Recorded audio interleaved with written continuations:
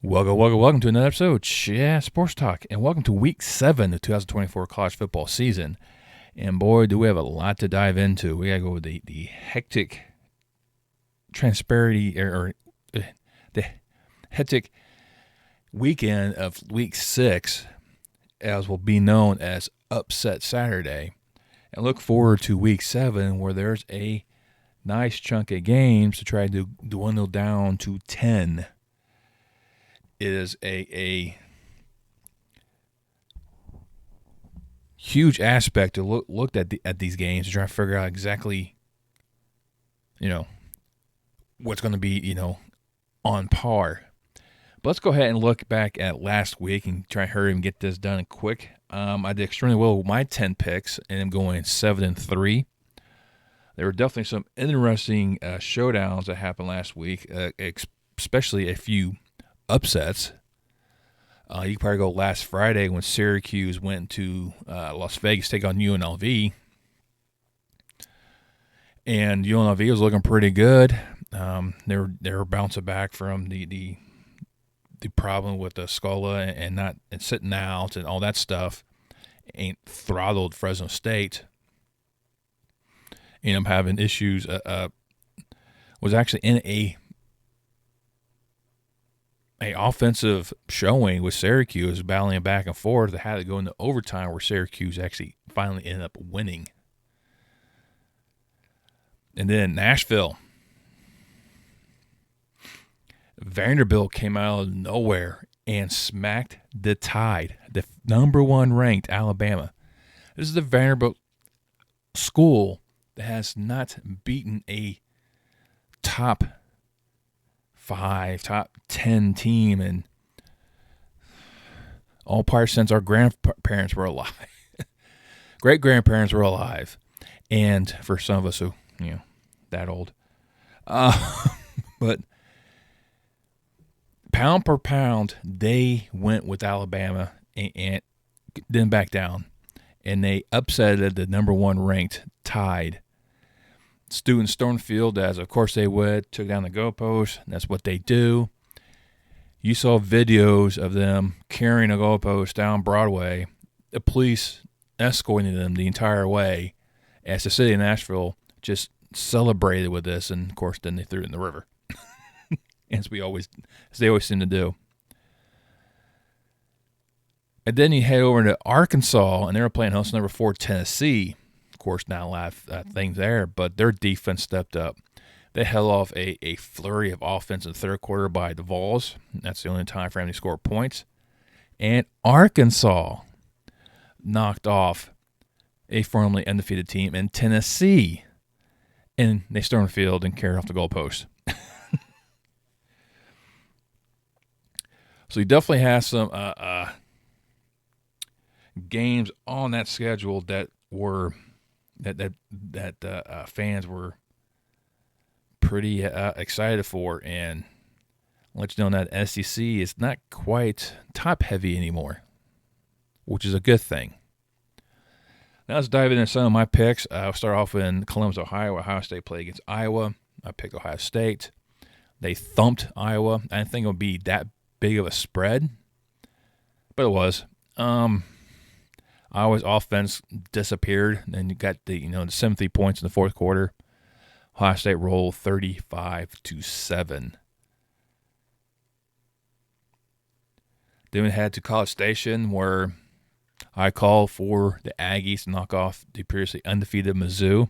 So this was an upset for me. I kind of figured this was going to happen, but I did not expect A&M to just roll over the Tigers, tame the Tigers, made them the household cats, and thumped them 41-10.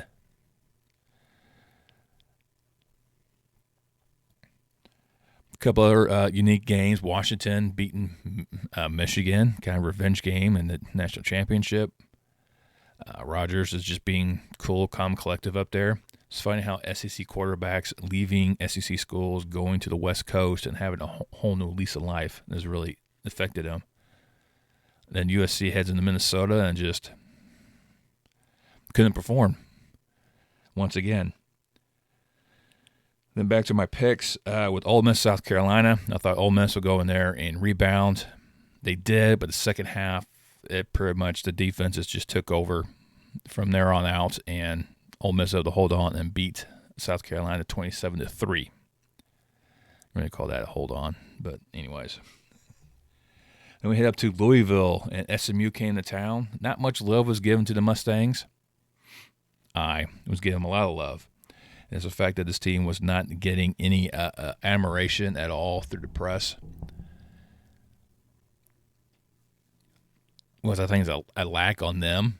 I mean, they had it at the beginning of the season when they took on BYU and then praised BYU and ended up winning. Here, opposite applied and praised SMU and went in there and did what they had to do.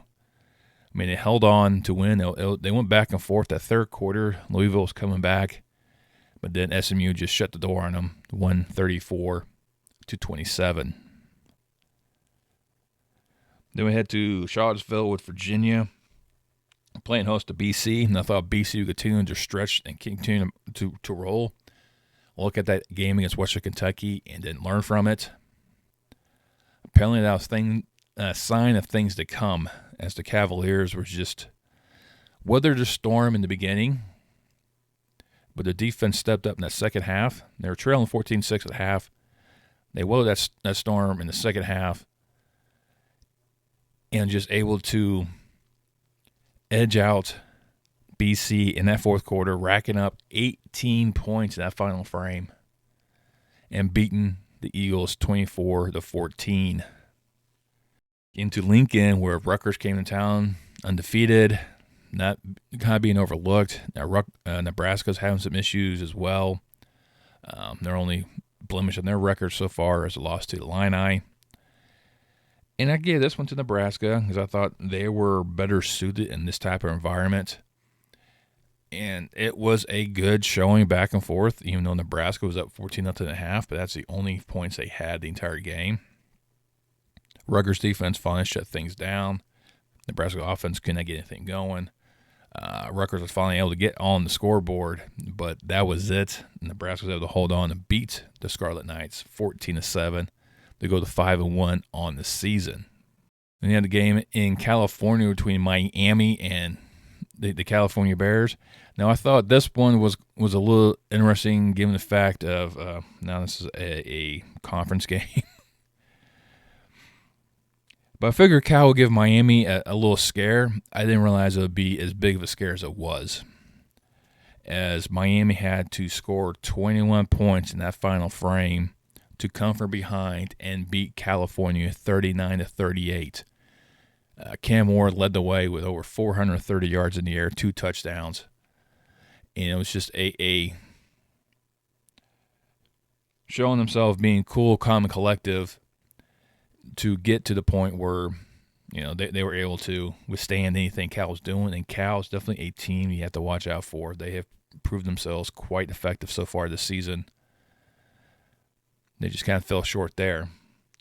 And continuing the trend of upset Saturday with James Maidson and UL-Monroe. James Maidson scored, 120 points in 2 games. I had a feeling they were going to score 40 points this game. Their offense forgot to show up. Their offense could not generate anything. Pretty much that's after the first frame.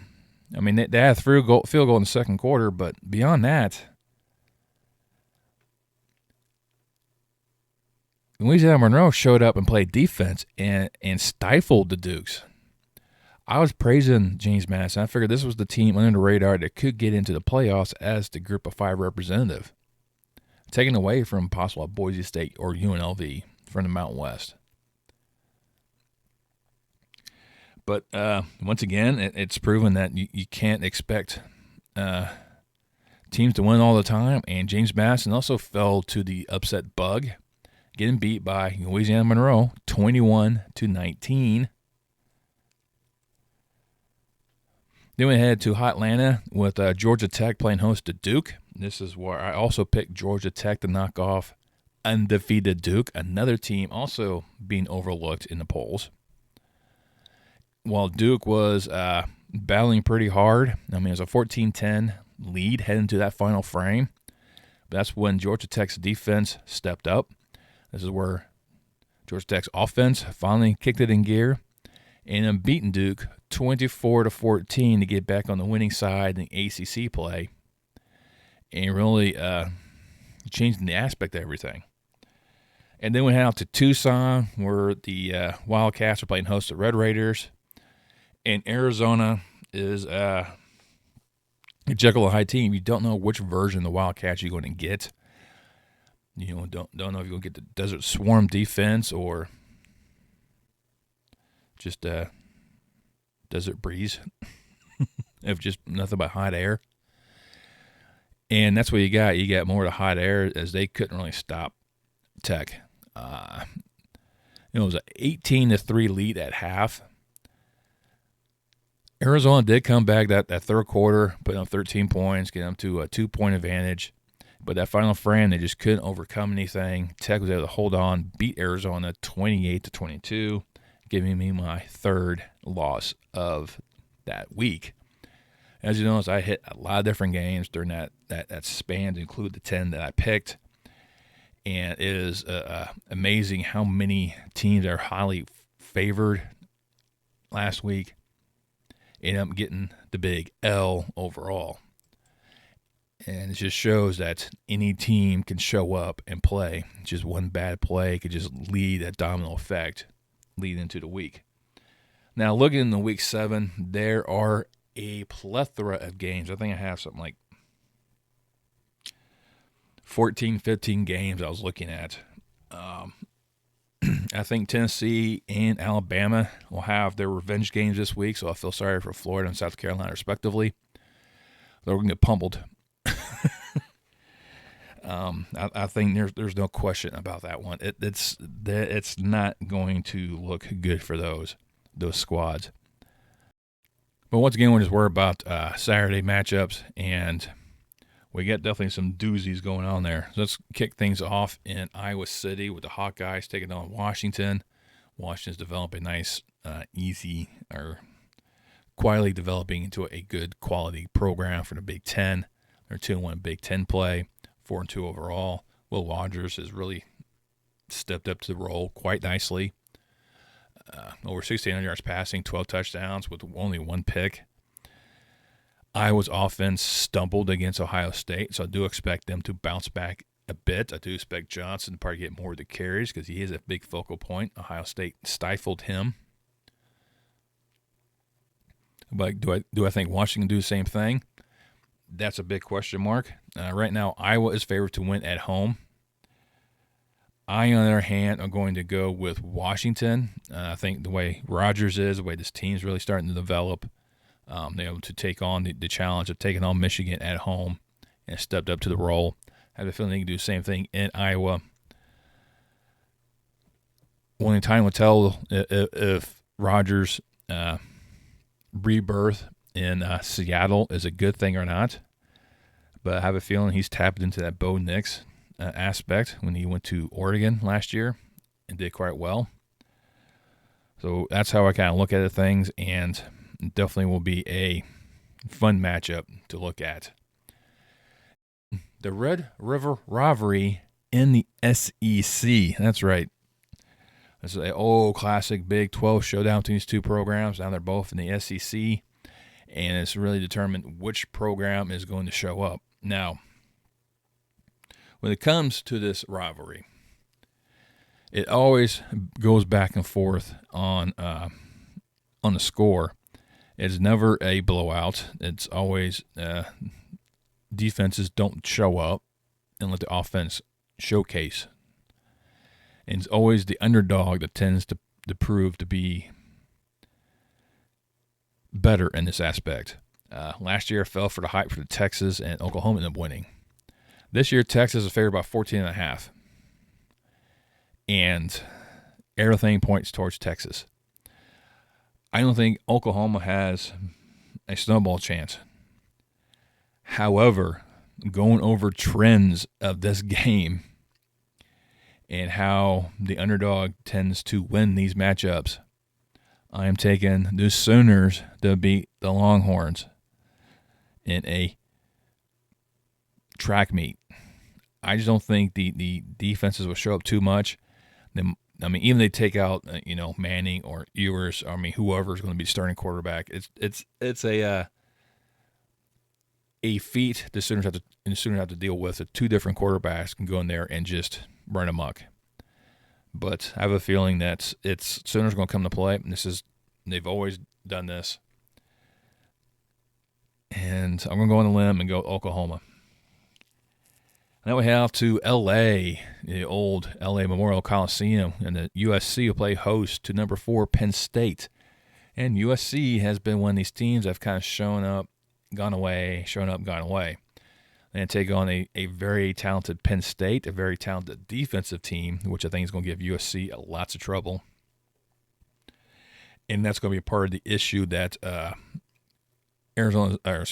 State is going to have to ensure that they do to ensure USC has issues. There we go. That's what I was trying to get at. Right now, Penn State's favored by 4. Yeah, give USC some credit. They're playing at home. They seem to play better at home. They'll definitely step it up. But I do think Penn State's going to be a little too much for the Trojans, and they'll escape L.A. with the W. Now we head over to Pittsburgh, ACC play between Cal and Pitt. This one's interesting because both these squads are really good. Cal is going to come in there and play. Cal is probably going to be leading Pitt most of the game. But the Cardiac Cats find a way to utilize that and spark.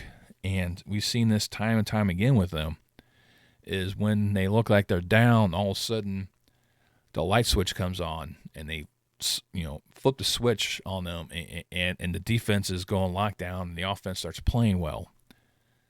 I think it's going to be the exact same thing. I think Holstein's going to find ways to make the plays. Reed's going to find ways to maybe break loose. Like I said, Cal is going to put up the numbers. Cal's probably going to have the advantage over Pitt for majority of this game.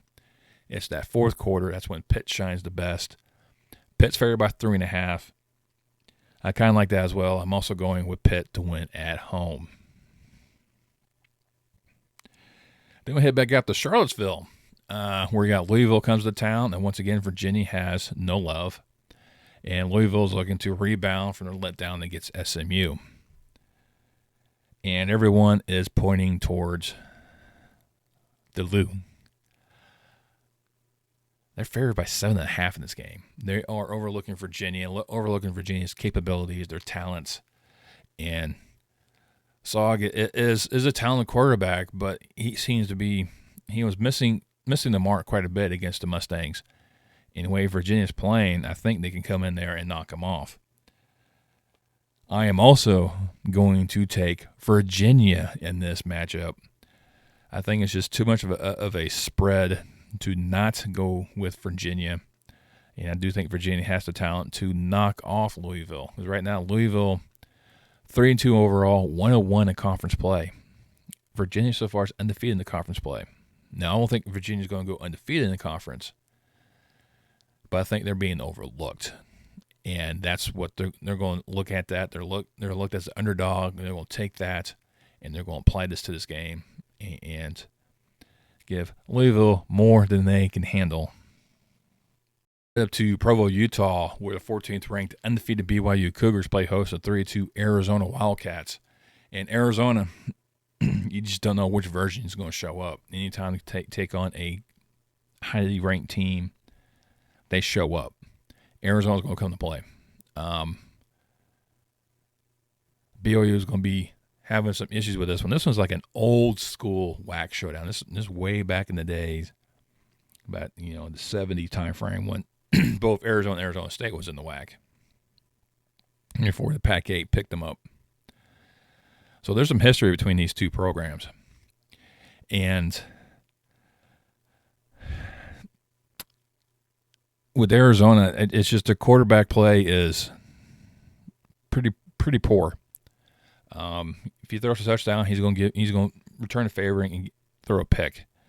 And BYU is talented enough to take advantage of this right now. BYU is favored by 4.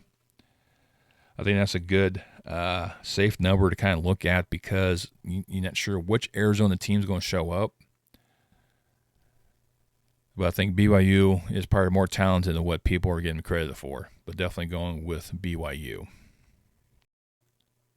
Then a huge top 5, technically top 3 matchup being played out there in Eugene, Oregon, between number 3 Oregon playing host to number 2 Ohio State. This is going to be an epic showdown for control of the Big Ten. You start seeing these matchups within the Big Ten SEC that really start to dwindle off those programs from the top edge of the polls. So that way it allows for the best ones to kind of rise to the top and find themselves battling for that conference title. And this is an early matchup. This could be a preview of the Big Ten championship game. These two could face off again. This is how talented both these teams are. Now, I'm sure Brian Day is going to have a way to get his Buckeyes situated and poised to make some strides and make sure that they are perform at their peak. And I have no question about that. But I'm looking at this as Oregon is defending their home. Ohio State's favored by 3 points, which is a fair spread between these two programs.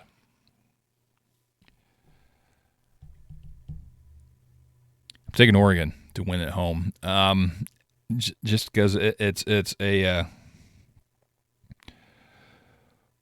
going to be really interesting to see how this one really plays out. But I think the Ducks overall, better suited offensively. I think defensive-wise to figure out which will show up.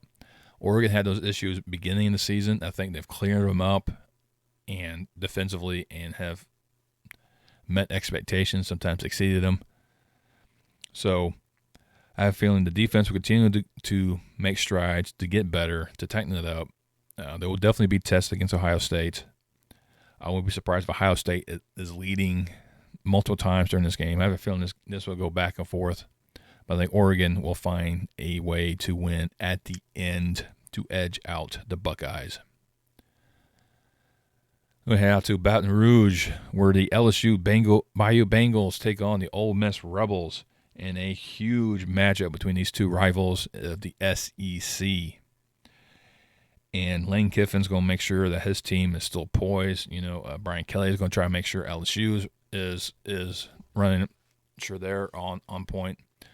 Dart's got to maintain his consistency and make sure he makes the correct plays. 2,100 yards passing, 13 touchdowns, 2 picks is pretty consistent. Parrish is make sure he's got to do his part as well. All the offensive numbers towards Ole Miss. LSU is going to make this a game because they're playing at home. They're playing in Death Valley. They're going to ensure that they represent LSU. The Bengals are going to rise. Then we'll give the Rebels everything they can handle, and I won't be surprised if LSU also is leading majority of this game. This is a huge top 15 showdown between these two programs. And Ole Miss is favored by 3.5 at this present point in time. I do not disagree with that whatsoever. I do think Ole Miss is the better squad. They got to try to, overlook that Kentucky loss and just, burst that off and continue if they want to take the next step. If they want to be part of that elite squad SEC, they have to go over, get past that. And I think Ole Miss will be able to do that. Will be able to sneak out with a victory against the LSU Tigers. Now it's time to head to the mountains of the Rockies as Colorado, unranked, will play host to 4-1 Kansas State. Both programs are 4-1, but Colorado is so far undefeated in conference play. And Sanders has looked pretty good at quarterback for the Golden Buffaloes. He has over 600 yards passing, 14 touchdowns. Hunter's been a phenomenal aspect for him in his receiving aspect. Or 560 yards receiving, 6 touchdowns.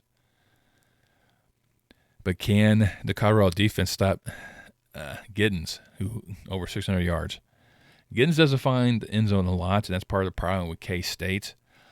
Offensive-wise, they have stepped up. Quarterback, they've able to exploit defenses and find loopholes.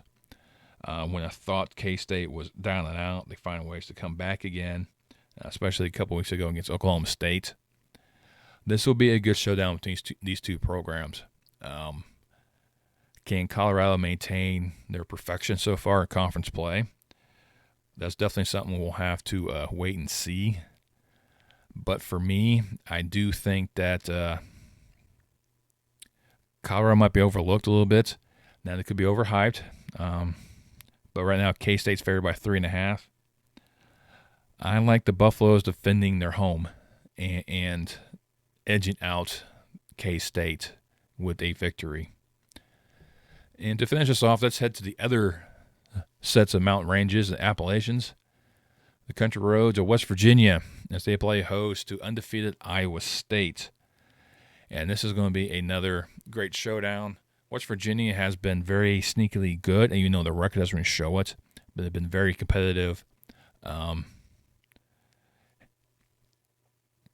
Just a few plays differently. They will beaten Pitt. I mean, it's just one of those things. They had a loss against Penn State. But for them, I do think West Virginia is going to be one of these programs that Iowa State is not going to be happy facing.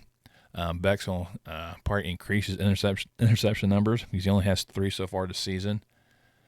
But he's only an 1,100-yard passer, and that's going to be a problem. It's going to be Donaldson's going to be the running factor for the Mountaineers. He's found the end zone 5 times. I definitely can see him finding a few more times in this game. Iowa State's favored by 3. Well, it's a growing trend this week. I'm picking the underdog. I'm going to West Virginia to knock off undefeated Iowa State and remain undefeated in the conference play. And I think that's going to be a key aspect in this showdown. Well, there you go. Those are my 10 for Saturday. I mean, I was going to cover Alabama and Tennessee, but I think they're going to come back with a fury against their opponents. I was going to look at Wisconsin, Rutgers, Wazoo, and Fresno State. Should be a interesting matchup out there. But with that being said, trying to pinpoint the most exciting ones, most ones that would be a challenge, and there's a lot of quality matchups, a lot of quality head-to-head games coming up, and it's going to be another fun weekend of college football action. Can I repeat last week's performance? I doubt it. I do. I'll be happy if I go 5-5 this week, but it's one of these things that good quality play is what we really want, especially within the conference aspect as well. And we got some key conference matchups to help really start shape what our 12 teams could potentially look like. Well, let me know in the comments below what you think of these 10 games. Which game do you think I really would have covered? Is your team one of those teams that could be considered as a playoff team? Let's mix up the comments. Be kind, gentle. The more comments we get, the better algorithm really promotes this video and get it out to the masses. If you're still here and you like what I do, go ahead and hit that thumbs up. Truly appreciate it. It really helps out this video. Another thing you can do is subscribe. A lot of you guys are watching my work. I love y'all for doing that. Not that many do subscribe. It doesn't cost you anything. All you do is hit that subscribe button, click that bell icon, turn notifications. Let you know next time I post any more content on my channel. And I'll see you next time on Chat Sports Talk.